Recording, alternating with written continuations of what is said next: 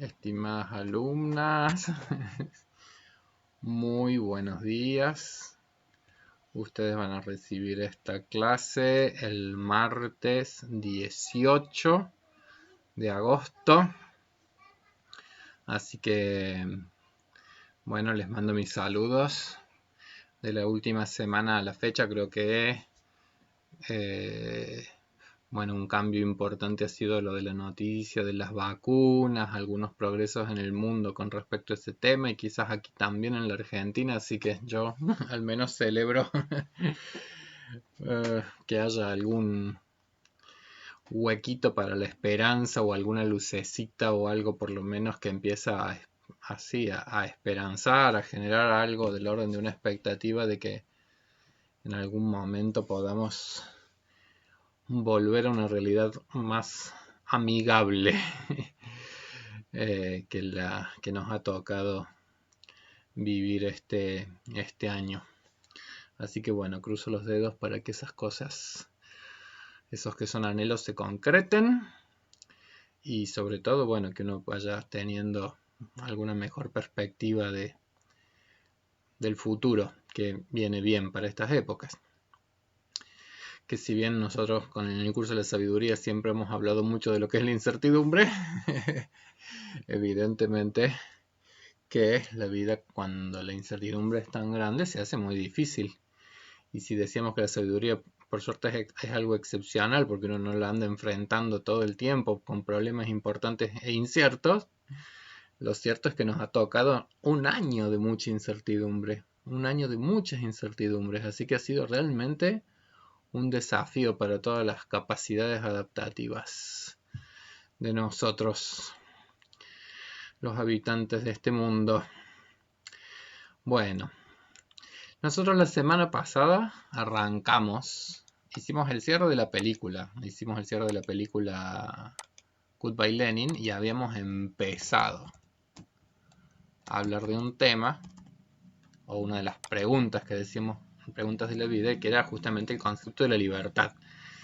Que veo que después también en el grupo de WhatsApp, bueno, se generaron reflexiones, se generaron ideas, se pensó un poco, como yo había dicho, cómo por ahí uno mirando para atrás también, quizás se descubre que alguno de los beneficios justamente de la edad tal vez tenga que ver con que uno se siente liberado de cosas que esclavizaron en otros momentos de la vida o épocas históricas que pedían de las mujeres también roles que eran bastante más esclavizantes que los roles masculinos.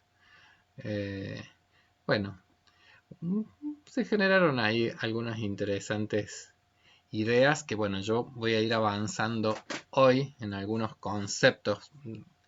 La semana pasada hablamos algunas ideas de Sabater, que es un filósofo, un divulgador de la filosofía español. Y hoy yo voy a hacer un poco más el foco en algunas ideas del psicoanálisis. Y en realidad también voy a hablar como de tres dimensiones en las cuales podemos nosotros pensar las cuestiones de la libertad. Que por supuesto que son tres dimensiones que por ahí uno las divide y las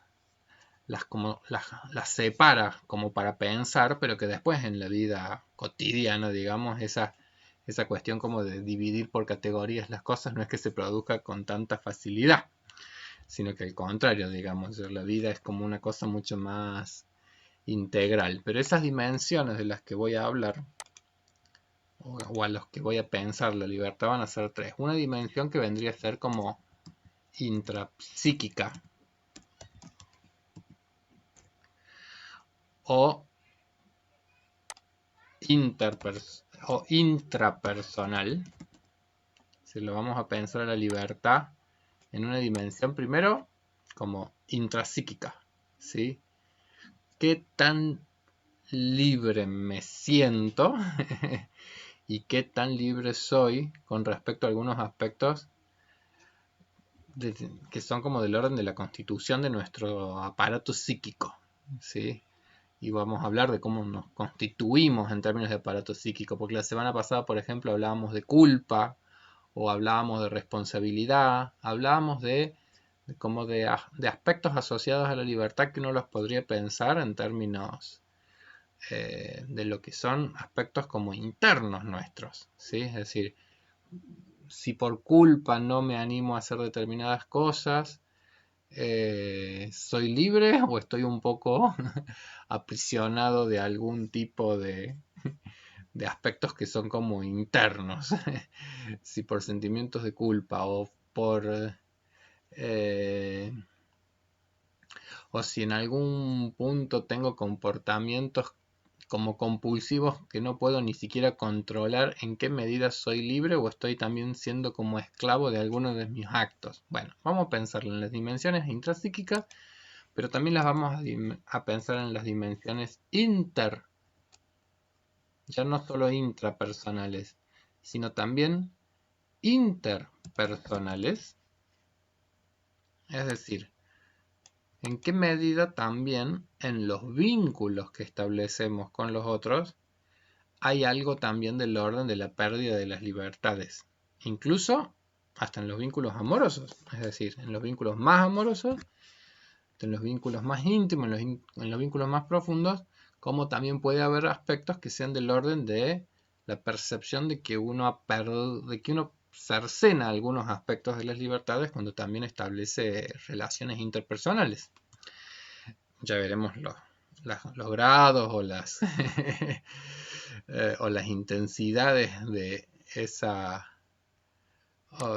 sensaciones de ganancia o de pérdida de la libertad en los vínculos o en las relaciones interpersonales. Y por otro lado también lo vamos a pensar como una dimensión que ya no sería la interpersonal, sino que sería la transpersonal, es decir, más allá de nuestras personas. Es decir, como también las cuestiones del orden de la libertad o la restricción a la misma, las podemos pensar en términos aún ya no micro, como la dimensión intrapsíquica, ya no las relaciones interpersonales, sino más bien como macro sociales, lo que nos trasciende las distintas personas y que tienen que ver con el orden de la cultura, las épocas históricas, los guiones que están constituidos en cada época histórica de cómo se debe ser o cómo se debe actuar o cómo se definen roles y cómo de repente pueden ser aspectos que son como transpersonales, es decir, que nos trascienden y que tienen que ver como con un orden simbólico cultural que puede ser que nos provea de mayores libertades o que nos restrinja alguna de esas libertades.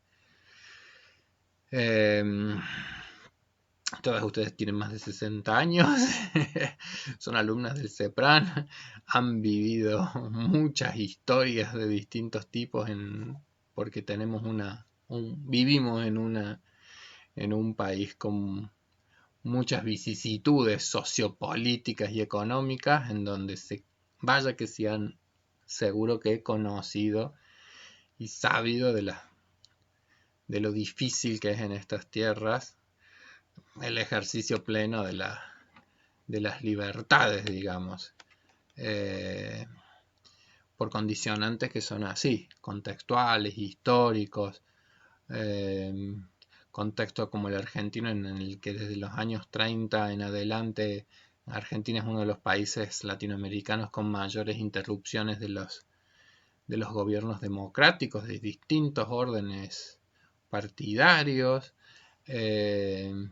dictaduras en distintos periodos, censuras, bueno, múltiples modalidades, digamos,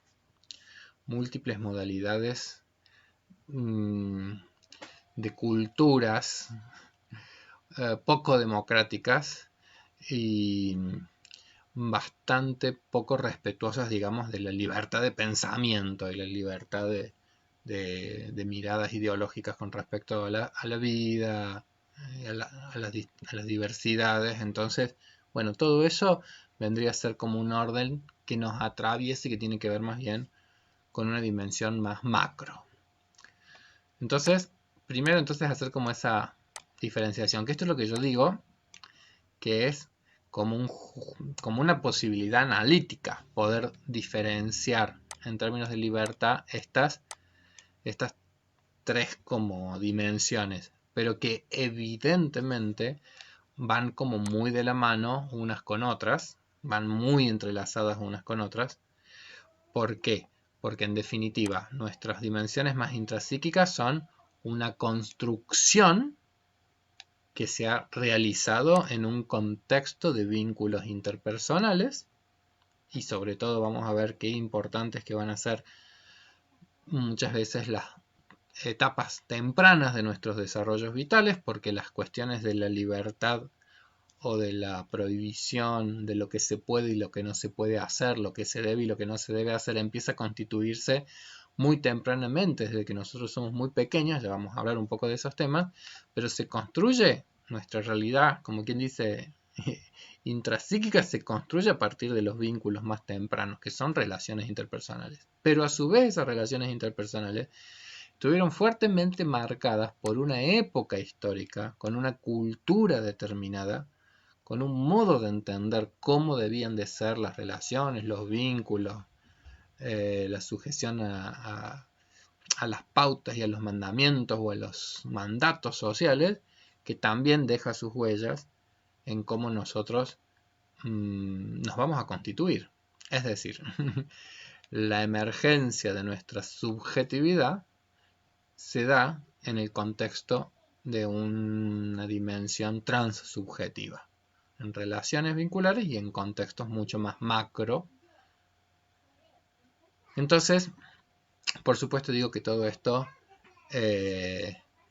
lo dividimos analíticamente, pero en nuestras vidas evidentemente hay un entrecruzamiento de todas estas dimensiones. Pero voy a arrancar, como quien dice, de la dimensión más micro, que vendría a ser la intrapsíquica. Es decir, cómo nosotros nos vamos constituyendo evolutivamente en sujetos cada vez más, o críticamente, es decir, más o menos autónomos. Y ese es el concepto que más se asocia a la idea de la libertad. Es decir, el concepto de autonomía. Autonomía. ¿Qué es la autonomía? La palabra autonomía. La palabra autonomía tiene etimológicamente dos partes, como quien dice, ¿sí? Es decir, auto significa a sí mismo. Y nomos es la norma.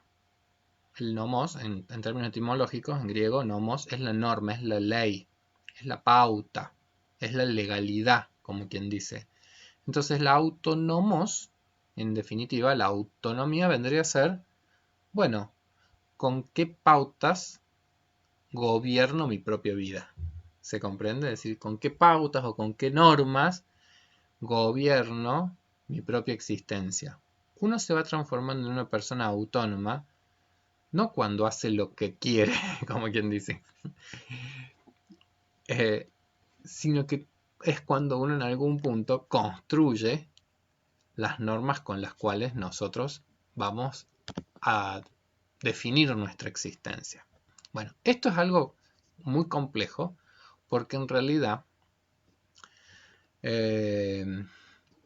evidentemente que la autonomía no es algo que vaya a brotar como un repollo, no es algo que vaya a madurar porque esté inscrito en el sistema nervioso, sino que la anomía o la norma, básicamente, nosotros nos viene impuesta por los otros cuando nosotros somos pequeñines, como dice, y cuando llegamos al mundo, son los otros los que nos van introduciendo en un mundo social, y en esa introducción en un mundo social es que nos encontramos con la norma, nos encontramos con las pautas, nos encontramos con las legalidades, nos encontramos con normas.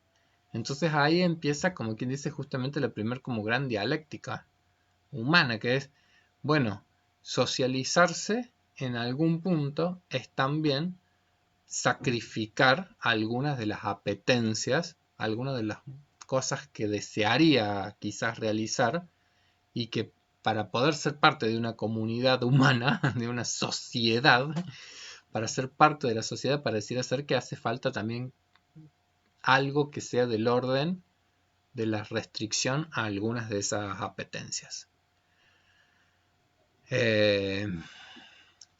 Ser parte de una comunidad en algún punto nos va a restringir algunos aspectos que serían las del orden de la posibilidad del ejercicio de todos nuestros deseos. Cuando la semana pasada veíamos el concepto de libertad en Sabater decía, bueno, una de las acepciones más complejas de la libertad es que libertad también es elegir lo que no quiero.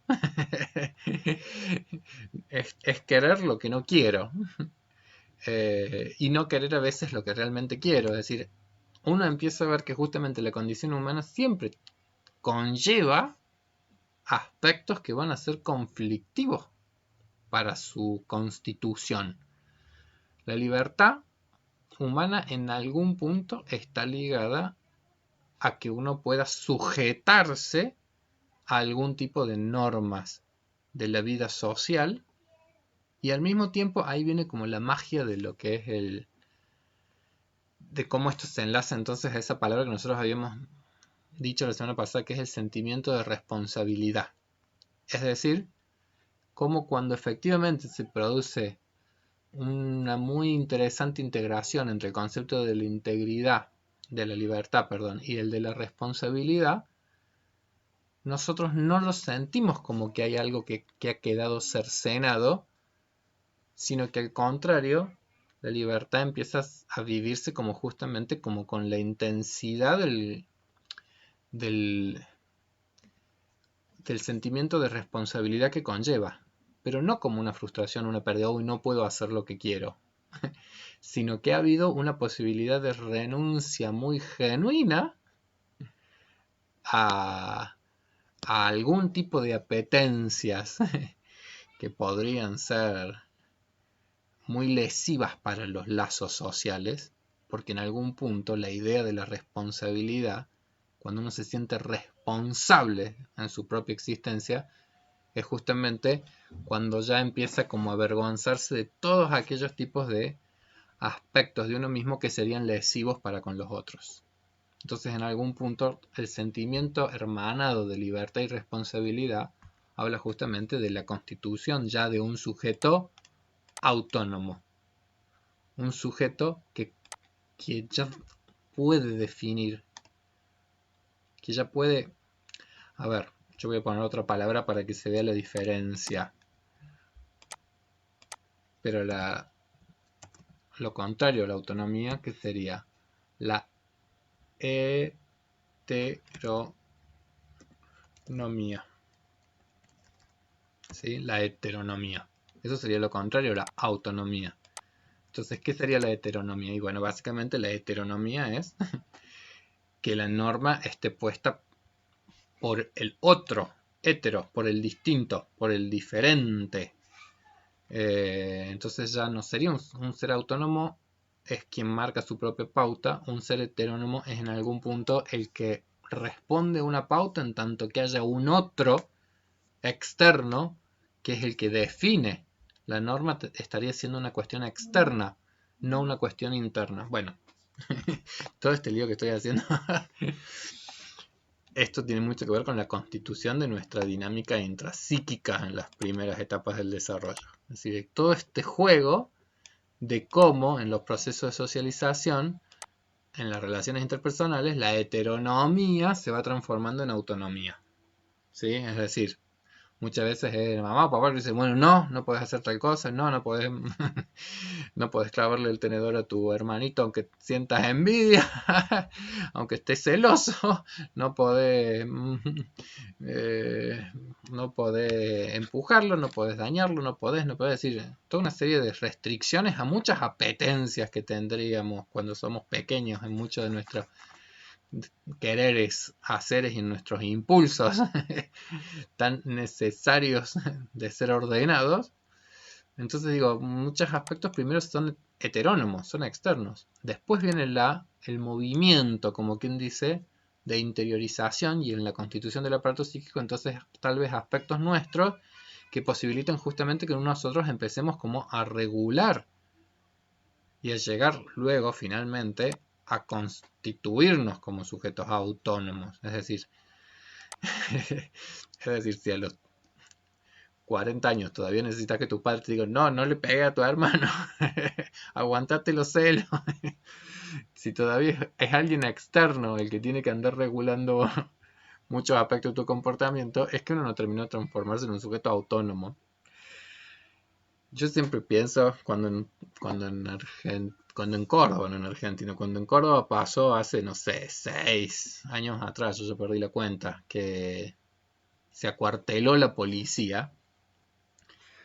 Y de repente empezaron montones de saqueos en distintos lugares y en comercios. Y yo cuando veía todo eso decía, wow, cuántas personas adultas tan aparentemente autónomas son personas que en realidad son puramente heterónomas. Es decir, sus comportamientos absolutamente reñidos con la ética de los lazos comunitarios, pareciera ser que se ve absolutamente borrada en cuanto no está la figura de la norma externa. Es decir, si no está el policía en la puerta del local, parece ser que las personas se sienten hasta más autorizadas a poder entrar a algún lugar y apropiarse de lo que no es de ellos. Cuando yo veía esas escenas decía, claro, qué distancia que hay tan grande entre la autonomía y la heteronomía. La heteronomía en algún punto es cuando todavía nosotros estamos necesitando que alguien nos marque la norma, porque todavía si no estuviese ese alguien externo, pareciera ser que no somos capaces de poder regularnos. Y por supuesto que yo cuando pienso en eso, bueno, obviamente que los medios de comunicación nos mostraron esa cara más vergonzante de nuestra comunidad. La gran mayoría de las personas no salió a delinquir, digamos. La gran mayoría de las personas no tuvo esos comportamientos. Es decir, la mayoría de las personas en general somos personas más o menos autónomas, más o menos responsables. Las televisiones o los medios siempre van a poner el foco en lo más estancado de nuestras comunidades y nos lo va a hacer cada vez más evidente. Los otros días veía una entrevista que le hacían a Sábato años atrás, hace varios años atrás, evidentemente. No sé en qué año falleció Sábato, pero ya posterior al 2000, pero sí tienen que ser más de 15 años que falleció Sábato. Es una entrevista muy antigua, pero decía, tampoco nos asustemos tanto de este momento del mundo, dice. Imagínense que en las épocas de Gengis Khan hubiera habido televisión. Las cosas que te podrían haber mostrado. Entonces, Sábato un poco lo que muestra es que la condición humana y el corazón humano no es que haya cambiado radicalmente en las distintas épocas. Hoy la televisión nos lo muestra constantemente, entonces se hace como muy evidente, pero en todas las épocas históricas ciertos aspectos muy tanáticos de la condición humana están muy presentes. Entonces, autonomía versus heteronomía. Entonces, ¿de qué lado va la libertad?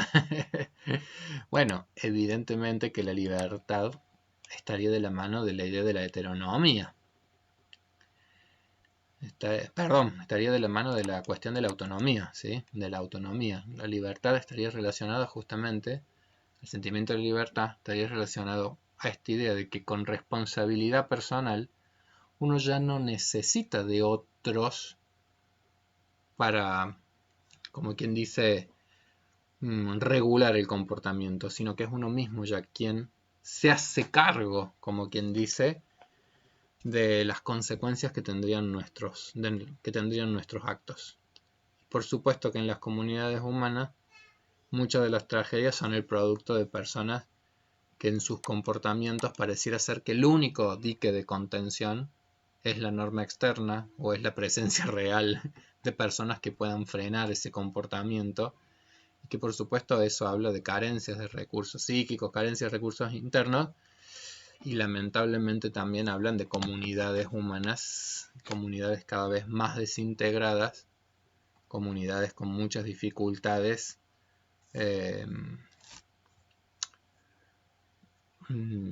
para tener un mayor grado de control del comportamiento humano, de regulación más comunitaria de nuestros comportamientos. Entonces, ¿en qué momento esto de la autonomía empieza a ser como crucial en nuestro desarrollo? Bueno, Erickson decía que la autonomía en realidad es algo por lo cual uno empieza a luchar tempranamente, desde prácticamente el año, en cuanto uno empieza, como quien dice, a ponerse de pie, en cuanto uno empieza a tener más control muscular, en cuanto uno empieza a tener más control del propio cuerpo, uno se lanza, como quien dice, cada vez más a la exploración y al dominio, del mundo. Y por eso te decía, en esa etapa del desarrollo ya se produce una cuestión crítica que tiene que ver, que están como en relación entre la voluntad, que es el querer hacer, y el entrar entonces, empezar como a entrar en choque, empezar a entrar como en conflicto con un contexto externo que empieza a restringir también, que empieza a prohibir determinadas cosas, que empieza a prohibir. Yo creo que en alguna de las clases, pero no estoy seguro, porque de principio de año a la fecha ha pasado mucho tiempo, yo les hablaba de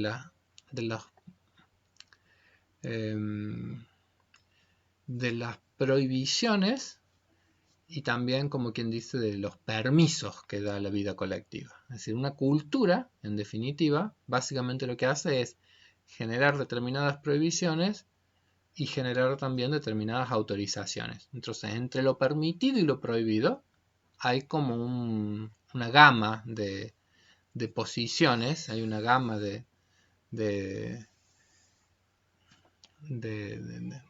matices y de grises muy amplia, pero que es justamente lo que marcaría los espacios posibles de la libertad.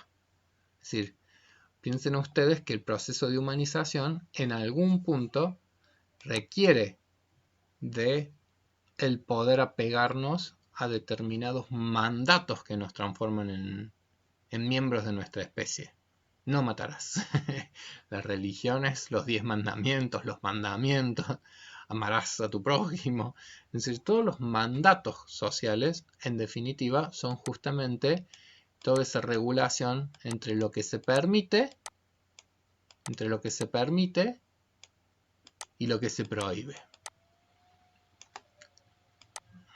Bueno, acá no puedo escribir con esto. Prohibición. Entre las cosas que se autorizan y las cosas que se prohíben.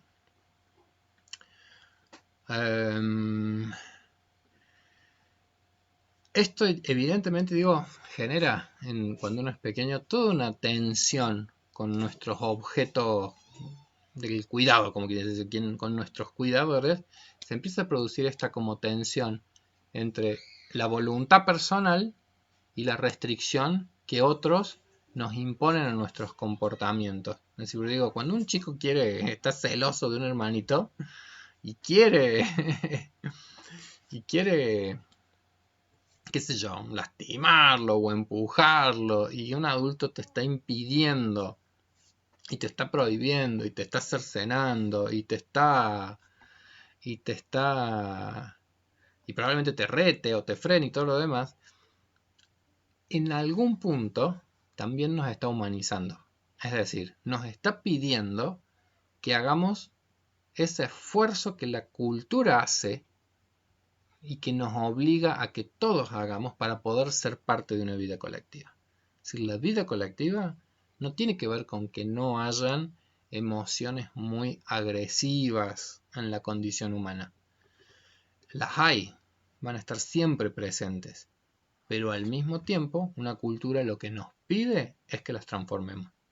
Lo que nos pide es que las sublimemos, que las que las domeñemos en alguna medida, que nos avergoncemos tal vez incluso de ellas, y que destinemos nuestras energías hacia metas que la comunidad considera más valiosas. No es que las dimensiones agresivas y que las dimensiones más agresivas no existan en la condición humana. La cultura las regula, la cultura las ordena, la cultura las sublima, la cultura nos invita a que nos veamos como sujetos responsables de las cosas que hagamos. Y por lo tanto, también al mismo tiempo, la cultura busca que nos podamos llegar a constituir en sujetos que nos liberemos de algunas de esas tendencias tan instintivas que son parte de la condición humana. Como que el orden cultural, así como restringe cosas, posibilita otras cosas. Entonces, por poner un ejemplo, que yo siempre pienso en el ejemplo de los Juegos Olímpicos, ¿sí?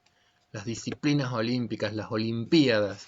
Las Olimpiadas tienen su origen en Grecia y en las épocas, en la ciudad específicamente, en la ciudad de Olimpia. Y entonces las distintas polis griegas vivían muchas veces en guerras constantes entre unas polis y otras polis, pero en la época en donde se celebraban las disciplinas olímpicas, las guerras se suspendían y todas las polis enviaban a participar en los Juegos Olímpicos a sus mejores representantes. ¿Y qué son los Juegos Olímpicos? ¿O qué es una disciplina deportiva? Es una forma sublime de dar cauce, pero con ciertas reglas, pero con ciertas nomías, con ciertas nomos, con ciertas normas, dar cauce a la agresividad, a la búsqueda de superar a un adversario o a un rival, de triunfar, de golear, de ganar, de vencer, de humillar, qué sé yo, todo lo que uno se le puede cruzar, que es como, qué sé yo, como un partido de fútbol, como un partido de rugby, como un partido de ajedrez, aunque parezca algo tan sublime, pero digamos, la cultura básicamente lo que hace es construir productos, modos, rituales, cosas que nos posibiliten integrar aspectos que son muy de la condición humana, sublimarlos, transformarlos en alguna medida, en la medida que se puede, como quien dice. Así como hay disciplinas que subliman muy poquito, digo, un boxeo, cuando yo veo las escenas de qué sé yo, la lucha libre, son casi que no tienen ningún tipo de reglas, y sin embargo algunas reglas tienen, sin embargo algunas cosas terminan estando prohibidas también en esa lucha, pero bueno, la cultura, desde cosas con expresiones más llanas hasta cosas absolutamente sublimes, como yo digo, el juego del ajedrez, en donde vos estás tratando de matar al otro, de dar un jaque mate, pero claro, termina siendo algo tan sublime que pareciera ser que poco tuviese que ver con la agresividad, y la tiene. Y tiene que ver con la anomía, y tiene que ver con normas, y tiene que ver con lo que parece ser que es algo que vamos a construir intrapsíquicamente, pero en relaciones interpersonales y en un mundo social, que es cómo llegar a regularnos para llegar a ser sujetos autónomos. Es decir, que no es que vamos a hacer lo que querramos, sino que vamos a hacer lo que podamos con esto que son las normas que existen en un mundo que es el mundo de lo colectivo, y que en algún punto, si queremos gozar también de todos los beneficios de ser parte de una comunidad, tendremos que renunciar a esos aspectos de nosotros mismos, que son los aspectos que justamente atentan también contra los lazos colectivos.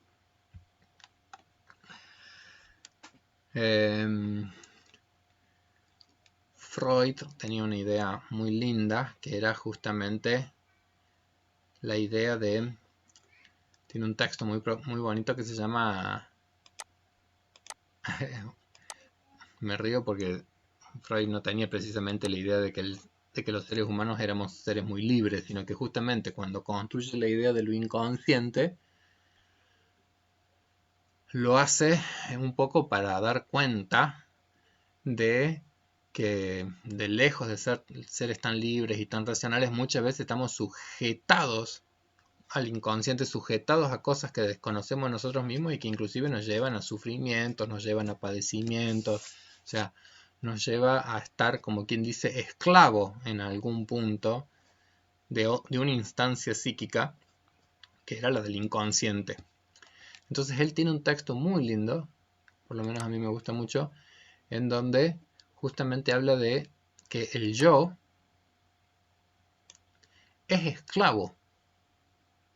Estamos como esclavizados, nuestros márgenes de libertad son, bueno, más o menos estrechos, porque en algún punto nosotros estamos bastante esclavos de ciertas tiranías, de ciertas tiranías. La más evidente, decía él, la tiranía de la realidad. La tiranía de la realidad. Las cosas no son como querríamos. Las cosas no son necesariamente como desearíamos.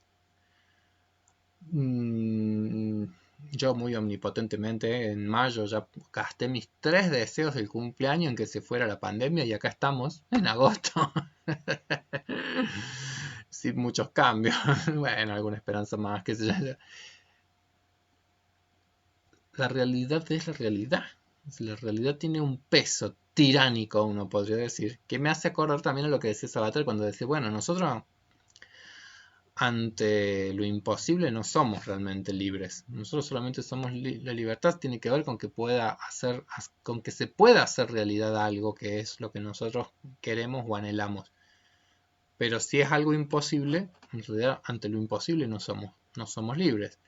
Y la realidad marca las fronteras de lo posible y de lo imposible, en definitiva.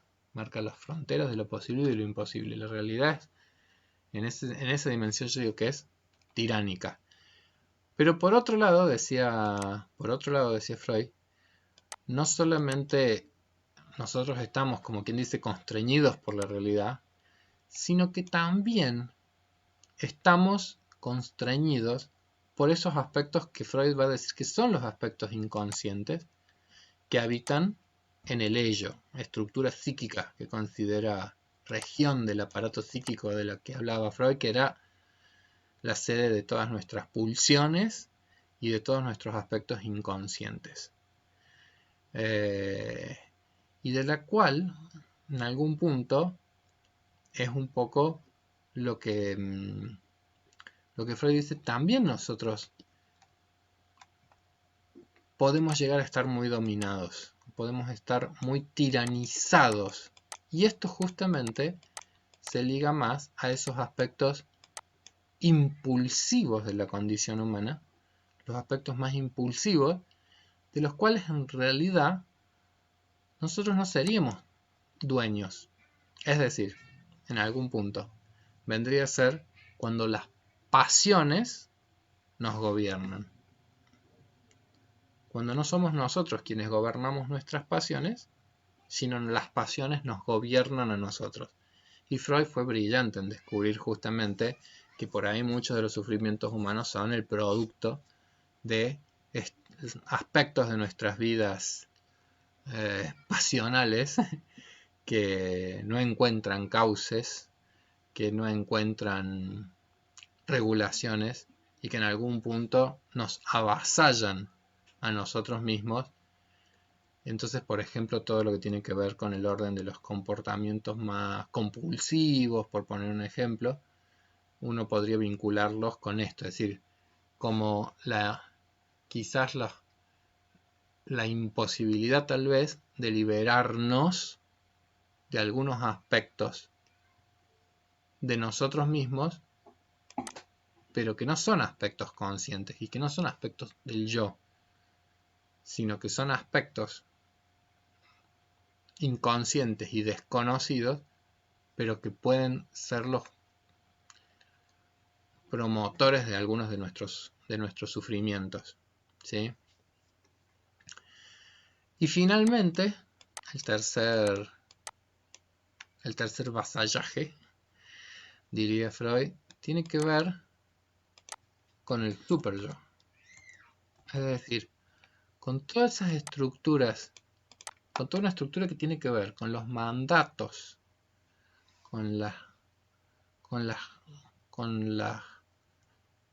mandamientos, con las prohibiciones, con las regulaciones, el deber ser, los ideales que se supone que nosotros debemos alcanzar, que tienen una función de regulación social y que son como los herederos justamente de esos primeros procesos,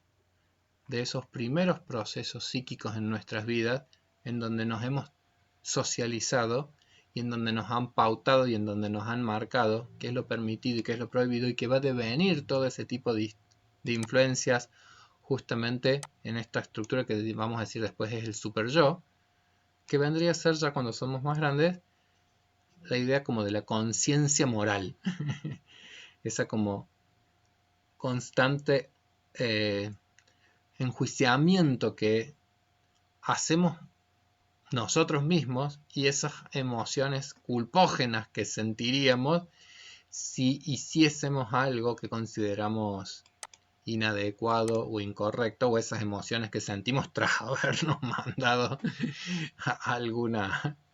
alguna acción de la cual después nos genera el sentimiento culpógeno, básicamente. Bueno, Freud tiene, digo, este texto como muy lindo porque justamente lo piensa entonces, o nos piensa que en términos intrapsíquicos estamos justamente como tensionados, como tironeados por todos estos aspectos, y que en algún punto el yo está como tiranizado y está haciendo como un juego de equilibrios entre estas distintas posiciones, ¿sí? Uno podría decir, yo por ahí lo pienso, en los dibujitos animados se hacen como muy patentes en esas escenas en donde te aparece como el diablito y el, y el angelito. Entonces uno diría, claro, con qué creatividad los artistas pueden poner en imágenes estos que son como los conflictos intrapsíquicos. Es decir, un poco sería como la metáfora. El diablito como que vendría a ser justamente estos aspectos más impulsivos, o estos aspectos que tienen que ver con emociones muy primarias, pero si tengo ganas de matarlos, bueno, matalo. Y de repente el angelito, más representado por el super yo, vendría a ser como esta cosa, no, ¿cómo vas a hacer semejante cosa? Eso sería tremendo, eso estaría muy mal, eso no es bueno, eso perderías el cielo y te irías al infierno. Entonces, en algún punto, bueno, de eso se trata la tensión que en términos intrapsíquicos está presente al momento de nosotros irnos como constituyendo en un sujeto que tiene que ver cómo integra en sí la norma, la legalidad, los mandatos, y regula algunos impulsos que después nos pueden llegar a parecer como absolutamente extraños. Es decir, oh, ¿cómo voy a albergar yo la idea de matar? Sí, nos pueden parecer extraños, pero si nos parecen extraños es porque en algún momento hemos podido regularlos un poco, no porque no hayan existido en nuestra historia singular emociones muy amorosas y emociones muy odiosas hacia los demás. Voy a hacer un cortecito acá de esta primera parte entonces de la clase. Nos tomamos el primer recreito.